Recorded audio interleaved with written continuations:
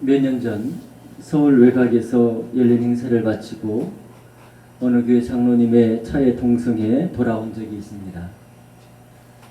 장로님이 다니던 교회는 저와 같은 노예 소속이어서 편한 마음으로 이야기를 나눌 수 있었습니다. 이야기는 자연스럽게 장로님이 섬기는 교회에 대한 이야기로 이어졌습니다.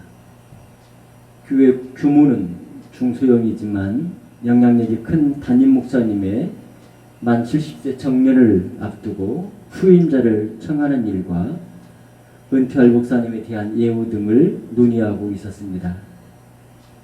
저는 모르지만 여러 가지 소문이 들려온 터였기 때문에 상황을 파악해 조언하려 했습니다. 장로님의 말에 의하면 교회로서는 목사님의 요구 조건을 충족할 수 있을 정도로 결정을 했다고 합니다.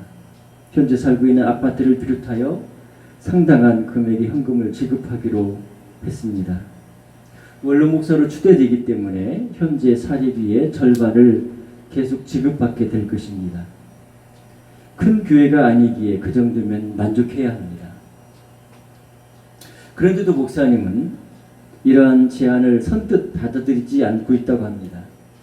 목사님의 요구를 교회가 거의 다 받아들였는데도 은퇴와 후임 문제를 결정하지 않고 있는 것입니다. 그것은 목사님이 자기의 후임으로 아들을 세우고 싶어 한다는 것입니다.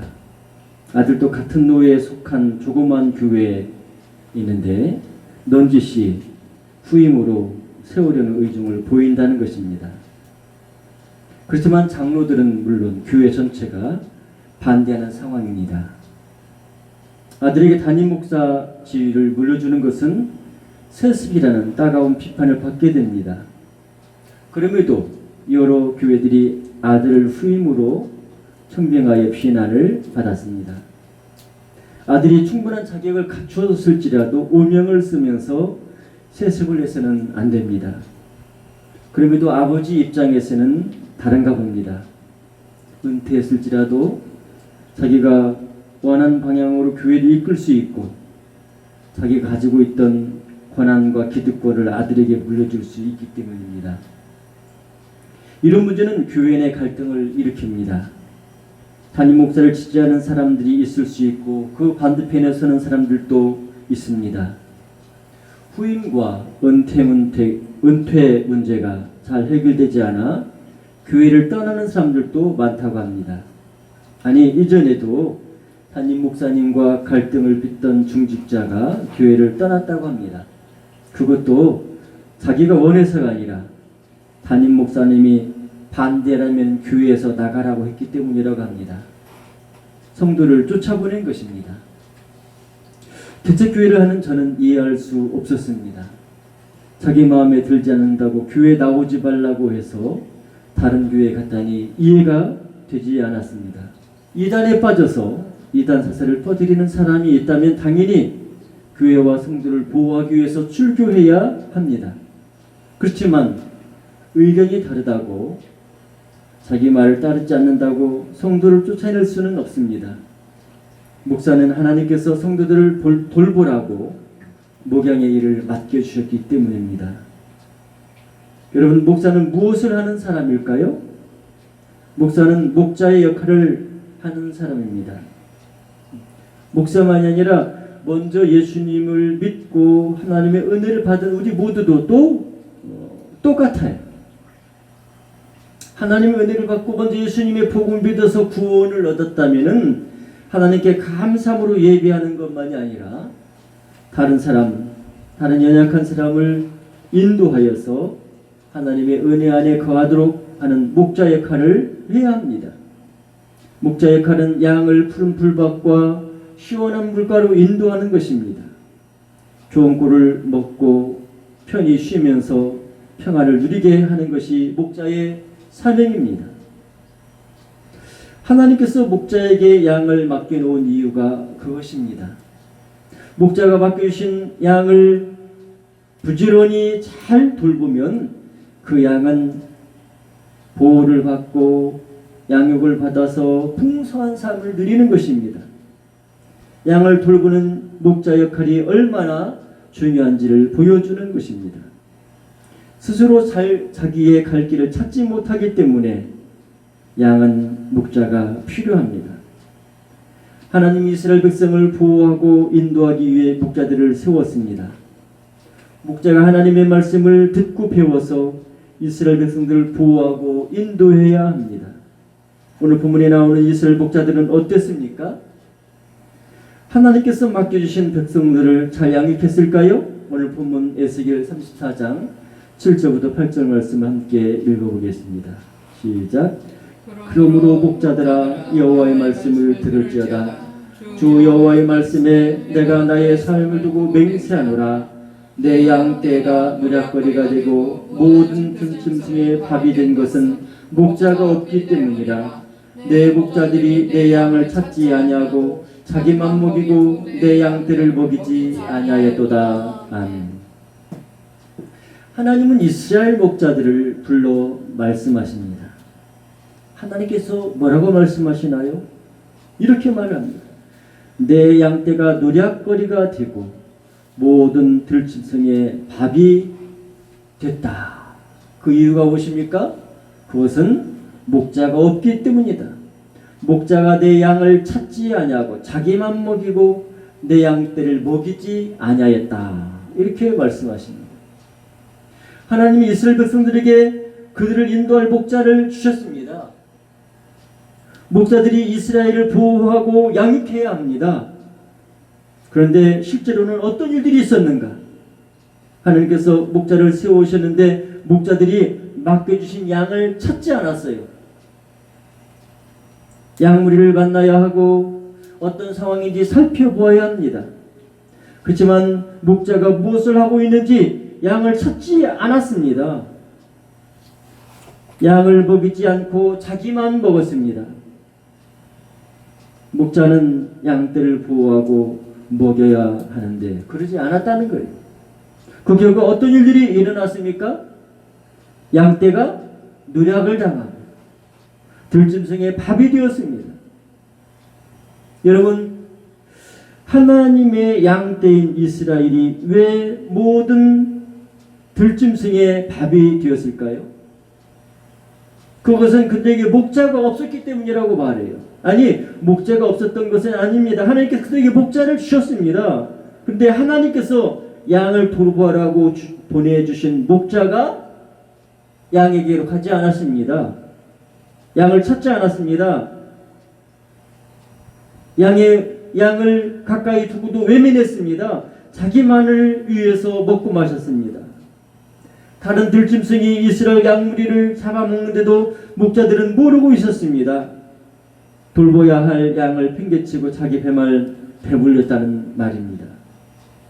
하나님이 이런 사실을 아셨습니다.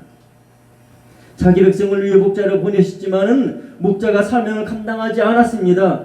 양을 돌봐야 하는데 목자가 양이 있는 곳에 없었습니다. 양의 곁에 있을 때에도 양을 살피기보다 엉뚱한 곳을 바라보고 엉뚱한 것에 마음을 두었습니다. 그러기에 양들은 짐승에게 노략을 당하고 먹이가 되어서 이렇게 죽어가게 된 것입니다. 하나님께서 이런 목자를 어떻게 하실까요? 하나님 이런 목자를 향해 심판을 선포합니다. 오늘 본문 에스겔 34장 10절 말씀을 함께 읽어보겠습니다. 시작. 주 여호와께서 이같이 말씀하시되 내가 목자들을 대적하여 내 양들을 그들의 손에서 찾으리니 목자들이 양을 먹이지 못할 뿐 아니라 그들이 다시는 자기도 먹이지 못할지라. 내가 내 양을 그들의 입에서 건져내어서 다시는 그 먹이가 되지 아니하게 하리라. 아멘. 하나님은 목자들을 대적하여서 양떼를 그들의 손에서 찾으시겠다고 합니다. 돌보라고 맡겨준 양떼를 돌보지 않고 버려두어 다른 짐승들이 잡아먹게 했습니다. 그 목자에게 양을 계속 맡겨야 됩니까? 아니에요. 양떼를 더 이상 그런 목자에게 맡겨서는 안 됩니다. 하나님은 양을 돌보지 않아 다른 짐승에게 잡혀먹게 한 목자들을 불신합니다. 그들을 심판하겠다고 경고합니다.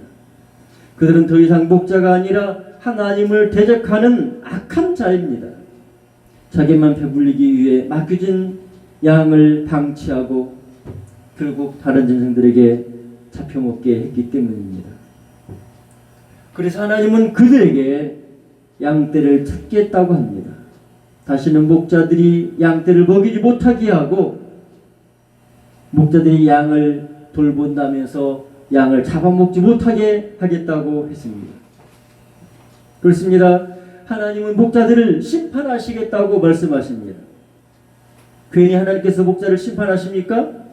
맡겨진 양무리를 바르게 목양하고 돌보고 보호하고 해야 되는데 그러지 않았기 때문이에요. 선한 목자는 양을 위해 목숨을 버립니다. 그렇지만 이스라엘 목자들은 도리어 양을 사지로 몰아넣었습니다. 양을 돌보지 않고 방치했습니다. 그래서 짐승들에게 양들이 먹히고 또 이리저리 흩어져 유리하고 있는 상황에 놓인 것입니다. 그렇기 때문에 하나님은 목자들을 심판하실 수밖에 없습니다. 그렇지만 하나님께서 자기 백성을 향해서는 어떻게 하십니까? 하나님은 자기 백성을 사랑하십니다. 목자들에게 이스라엘을 맡긴 이유도 자기 백성을 사랑했기 때문입니다. 그러기에 이스라엘 백성을 어떻게 하실까요? 하나님은 사랑하는 자기 백성을 위해 선한 계획을 가지고 계십니다. 오늘 본문 에스겔 34장 11절 말씀 같이 읽어보겠습니다. 시작. 주 여호와께서 이같이 말씀하셨느니라. 나 곧 내가 내 양을 찾되. 아멘. 여러분, 송혜이를 찾아주세요 라는 현수막을 본 적이 있습니까? 아마 많은 사람들이 현수막의 글귀를 보았을 것입니다. 서울 시내를 비롯하여 주요 지점에 붙여놓았기 때문입니다. 텔레비전 방송에서도 송혜이 양의 이야기가 소개되었습니다. 고등학교 다니던 송혜이 양은 학교 생활도 잘하는 모범생이었습니다. 그런데 어느 날 집으로 귀가하지 못하고 실종되었습니다. 누군가 송혜이 양을 납치하거나 범죄를 저질렀을 가능성이 있습니다. 다른 사람들은 시간도 오래 지났기 때문에 포기하는 게 낫다고 할 것입니다. 10년 정도 지났거든요. 이제야 집에 돌아올 것이라고 기대할 수는 없을 것 같아요. 그렇지만 아버지는 포기하지 않았습니다. 딸을 찾기 위해 전국을 돌아다니며 가난을 낭비했습니다. 그럼에도 지금도 평일에는 노동 현장에 나가 낭비를 해서 돈을 모으고 주말과 공휴일에는 전국을 돌아다니면서 송혜이를 찾는다는 현수막을 붙이면서 딸을 찾고 있는 것입니다. 여러분, 송혜이 양의 아버지는 왜 이렇게 포기하지 않고 딸을 찾아다닐까요? 그것은 딸을 사랑하기 때문입니다. 가능성으로 보아서는 희박합니다. 현실적으로 생각해서는 포기하는 게 낫습니다. 그렇지만 사랑하는 딸이 소식이 끊기고 어떤 상황인지 알 수 없습니다. 찾는 자는 보장은 없지만 아버지는 포기할 수가 없습니다. 자기 얼마 남지 않은 인생을 딸을 찾는데 다 쏟고 있습니다.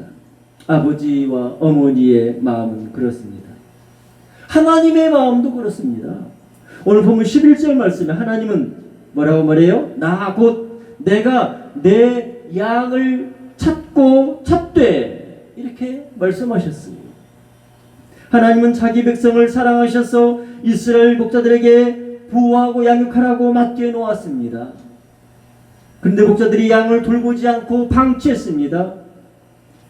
하나님께서 양을 돌보라고 하면서 주신 것으로 자기 배만 배불렸기 때문입니다. 그러게 하나님은 목자를 심판하십니다. 그들에게 맡겨진 양무리를 찾아오십니다. 오늘 보면 에스겔 34장 12절 말씀을 같이 읽어보겠습니다. 시작. 목자가 양 가운데 있는 날에 양이 흩어졌으면 그때를 찾는 것 같이 내가 내 양을 찾아서 그리고 깜깜한 날에 그 흩어진 모든 곳에서 그것들을 건져낼지라. 하나님께서 흩어진 양을 찾아 건져낼 것이라고 약속합니다. 13절부터 15절 말씀도 읽어보겠습니다. 시작.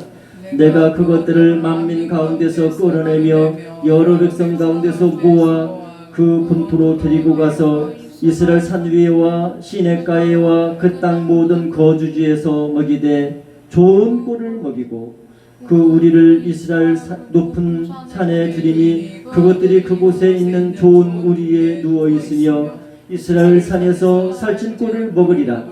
내가 친히 내 양의 목자가 되어 그것들을 누워 있게 할지라. 주 여호와의 말씀이니라. 아멘. 하나님은 잃어버린 자기 백성들을 다시 찾으십니다. 흩어진 양들을 만민 가운데서 끌어내어 여러 백성들 가운데서 모으신다고 하십니다. 그것만이 아닙니다. 그들을 위해 본토로 데리고 가겠다는 거예요. 하나님 아버지가 계신 집에 데려가서 그곳에 살게 하겠다는 것입니다. 이스라엘 산 위에와 시냇가에와 그 땅 모든 거주지에서 먹이시겠다고 말씀하십니다. 이스라엘 높은 산에 그들을 위한 우리를 만들어서 그곳에서 양들이 누우며 살찐 꼴을 먹게 하겠다고 하십니다. 양들을 위한 최적의 환경을 주신다는 것입니다. 그것만이 아닙니다. 여러분, 아무리 좋은 호텔에 맛있는 음식을 먹으면 행복할까요? 어린 자녀에게는 그를 보호할 부모가 있어야 합니다. 우리 인생도 마찬가지입니다. 무지하고 연약한 존재이기 때문에 우리에게는 목자가 필요합니다. 하나님께서 흩으셨던 이스라엘 양들을 모아 돌아오게 하고 좋은 우리를 만들어 먹고 쉬게 할지라도 그곳에 하나님이 안 계시면 아무 소용이 없습니다. 그러기에 하나님께서 친히 양의 목자가 되어주신다고 약속하십니다. 그렇습니다. 하나님은 잃어버린 자기 백성을 사랑하십니다. 그들은 목자를 잃어버리고 버려진 가운데 있습니다. 그들의 상황이 어떨까요? 목자가 돌보지 않아서 버려져 있습니다. 짐승들에게 찢겨서 먹임을 당하고 그런 상황이 있었습니다. 그들의 상태가 어떻습니까? 그들은 두려워하고 외로워하고 절망 가운데 빠져 있을 것입니다. 아니, 어떤 사람은 자기가 절망 가운데 빠져 있는 사실조차 인식하지 못하고 있을 수도 있습니다. 그렇지만 사랑의 하나님은 잃어버리는 백성을 그러한 비참한 상황 속에 버려두지 않으십니다. 하나님은 흩어진 자기 양들을 불러 모으십니다. 하나님 부르셔서 이렇게 하나님 앞에 돌아온 양들의 상태는 어떨까요? 그들 중에는 병든 자도 있고 상한 자도 있을 것입니다. 다행히 겉은 멀쩡할지 모르지만 속이 병들어 있는 그런 양도 있을 거예요. 불신과 미움과 원망과 피해의식과 이들에게는 치료가 필요하고 회복의 은혜가 필요합니다. 하나님의 사랑과 위로 그리고 은혜의 손길로 그 모든 상처를 치료해야 합니다. 하나님은 불러 모은 자기 백성을 치료하십니다. 오늘 본문 에스겔 34장 16절 말씀을 읽어봅니다. 시작. 그 잃어버린 자를 내가 찾으며 쫓기는 자를 내가 돌아오게 하며 상한 자를 내가 싸매 주며 병든 자를 내가 강하게 하려니와. 그렇습니다. 하나님 잃어버린 자를 찾아주십니다. 하나님 두려워 도망하던 쫓기던 그런 자들을 돌아오게 하십니다. 상한 자를 싸매어 주고 병든 자를 낫게 하여 강하게 합니다. 하나님께서 버림받고 흩어졌던 자들을 치료해 주신다는 약속입니다. 그러나 어떤 양들에게는 경고하십니다. 오늘 본문 에스겔 34장 16절 뒷부분 읽어보겠습니다. 시작. 살찐 자와 강한 자는 내가 없애고 정의대로 그것들을 먹이리라. 하나님께서 흩어진 양 무리들을 다시 불러 모을 것입니다. 그들을 치료하고 회복시킨다고 하셨습니다. 본토로 돌아오게 하여서 우리를 만들어 편안히 누워 좋은 꼴을 먹게 하신다고 약속했습니다. 이것이 버림받고 잃어버린 영혼들에 대한 하나님의 사랑입니다. 그렇지만 하나님은 살찐 자와 강한 자는 없애겠다고 선언합니다. 양들 중에 살찐 자와 강한 자가 있는데 그들을 없애십니다. 왜 그럴까요? 왜 하나님이 그들을 심판하고 멸하신다고 말씀하십니까? 하나님은 잃어버린 양들을 불쌍히 여기셔서 불러 모으고 본토로 돌아오게 하셨습니다. 우리를 만들어서 편히 두어서 살찐 꼴을 벗게 하신다고 하셨습니다.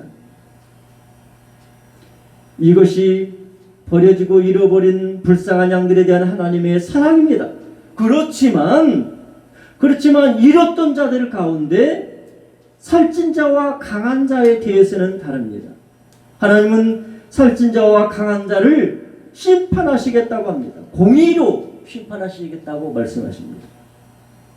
여러분, 찢기거나 강한 것 자체가 잘못이거나 문제입니까? 그 자체는 문제가 아닐 거예요. 부자가 무조건 죄인이고 가난한 자는 무조건 의인이에요? 아니에요.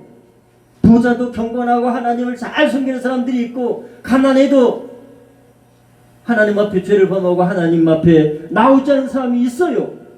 그런데도 이렇게 말씀하신 이유가 무엇일까요? 그것은 버림받고 잃어진 무리들 가운데서도 버려진 이 양들 가운데서도 강한 자는 자기 힘이 세다고 그 어려운 처지에 있는 다른 동료들을 짓밟고 자기가 독차지해서 좋은 것을 다 자기가 먹었기 때문입니다. 그렇기 때문에 하나님은 살찐 자와 강한 자를 정의대로 심판하신다고 선언하십니다. 오늘 보면 에스겔 34장 17절 말씀 읽어보겠습니다. 시작. 주 여호와께서 이같이 말씀하시느니라. 나의 양떼 너희여, 내가 양과 양 사이와 수양과 수점소 사이에서 심판하노라. 너희가 좋은 꿀을 먹는 것을 작은 일로 여기느냐? 어찌하여 남은 꿀을 발로 밟았느냐? 너희가 맑은 물을 마시는 것을 작은 일로 여기느냐? 어찌하여 남은 물을 발로 더럽혔느냐?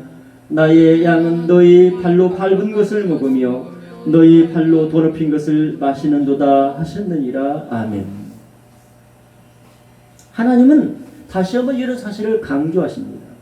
하나님이 양떼들 가운데서 양과 양 사이, 숫양과 숫염소 사이를 심판하신다는 것입니다. 어떻게 보면 똑같이 버림받고 똑같이 이루어진 자들입니다. 그렇죠? 그런데 하나님께서 이렇게 똑같은 그렇게 버림받은 양들에게서 양과 양을 나누고 숫염소와 숫양을 나눈 이유가 무엇일까요?